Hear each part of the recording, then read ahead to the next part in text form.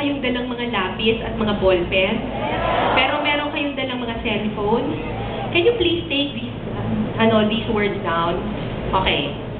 Huwag niyong kakalimutan ito kasi ito ang guiding principles ko. Alright. The first one is passion and compassion. Okay. Ano dito na lang ako ha, honeys.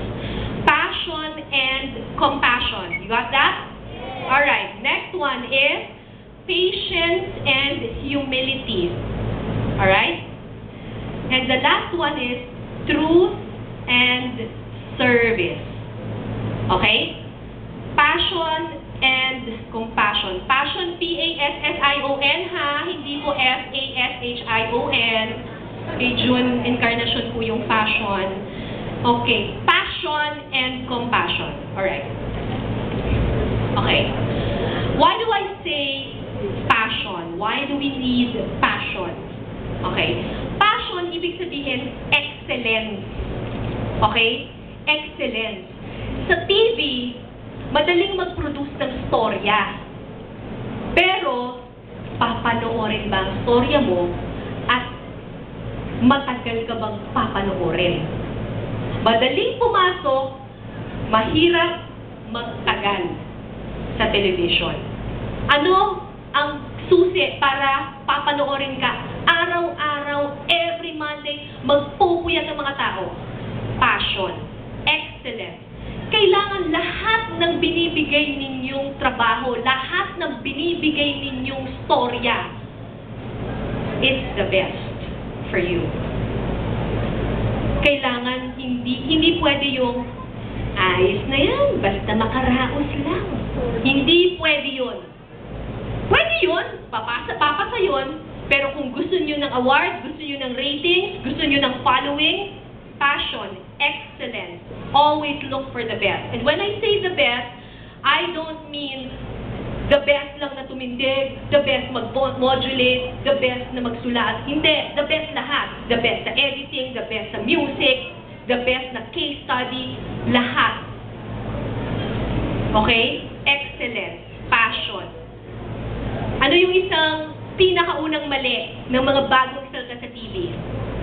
Nanggagaya. Nanggagaya. When I say passion and excellence, hindi ibig sabihin nito, gagayahin mo ang boses ni Mike Enriquez because Mike Enriquez has a lot of passion. Okay? Passion comes from your heart. From our heart. Lahat tayo may puso. Lahat tayo kapuso. Lahat tayo may puso. Okay. Ang puso ko, iba sa puso mo. Ang puso ko, iba sa puso mo. Ang puso niya, iba sa puso niya. At definitely, magkaiba tayo ng puso ni Mike Enriquez, or ni Mel Chanco, or ni Jessica Soho, or ni Arnold Clavio, or Vicky Morales, or Jay Taruk. Diba? Magkakaiba tayo. Therefore, huwag niyong gagayahin. Your passion should come from your own heart. Hindi siya dapat imitation. You have to develop your own style. When I was a young reporter for GMA, yan ang hirap ko.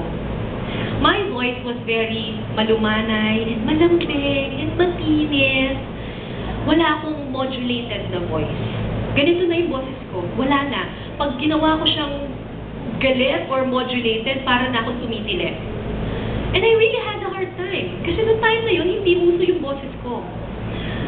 When I went to GMA, I was like, hindi ako mahilig magpareband ng buhok, hindi ako mahilig magpa-ayos-ayos, I wasn't matapang, hindi ako mahilig sa politika, hindi ako mahilig sa mga gera, natatakot ako sa basilan, you know, all these things. Akala ko, para sumikat ako, or para magkaroon ako ng pangalan, kailangan gawin ko yung route na pinuntahan ng ibang mga reporters. And then, my dad told me, hindi. Just do what you enjoy doing. So, nag-soul searching ako, and I asked myself, what do I enjoy? Sino ba si Cara David? What is Cara's passion? Alam mo kung anong naisip ko? Well, unang-una, I mountains. Taong bundok ako eh.